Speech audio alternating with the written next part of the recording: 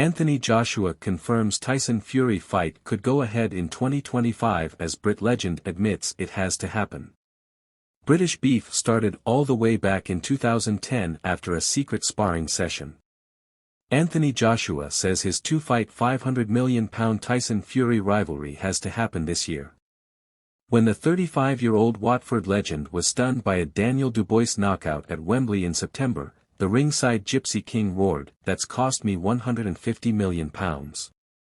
But the 36-year-old Morecambe giant has just been schooled by Oleksandr Usyk for a second time, leaving the two Brits free to settle their 15-year-old derby for crazy cash.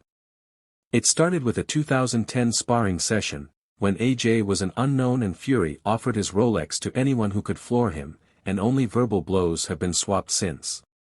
But it remains the biggest fight in British boxing history, most likely to happen over two legs in Saudi Arabia and London, with the winner crowned the finest English heavyweight of his era and the world's second best behind the Ukraine genius who did the double over both.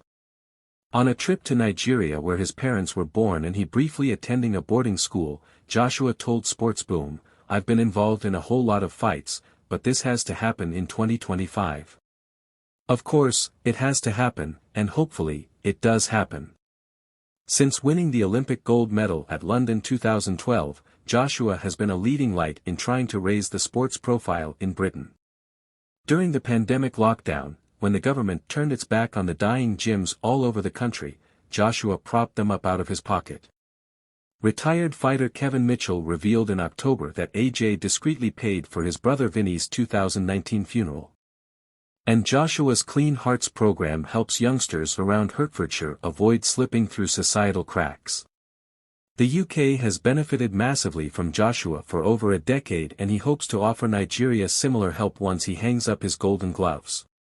He explained, "When I retire, I can probably think of setting up an academy in Nigeria.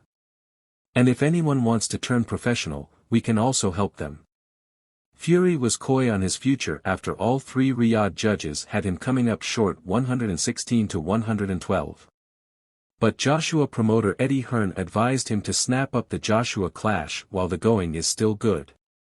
The Essex salesman said, "The reality is there's only one fight for Tyson Fury and that's Anthony Joshua.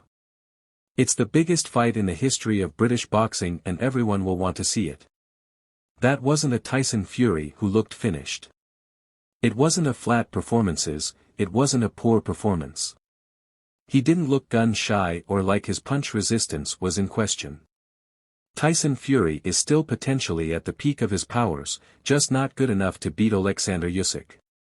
For me AJ against Fury is the one. One at Wembley and then back out here for Riyadh season. I will be pushing His Excellency, Saudi Arabia's boxing power broker Turki Al-Sheikh, to make the fight.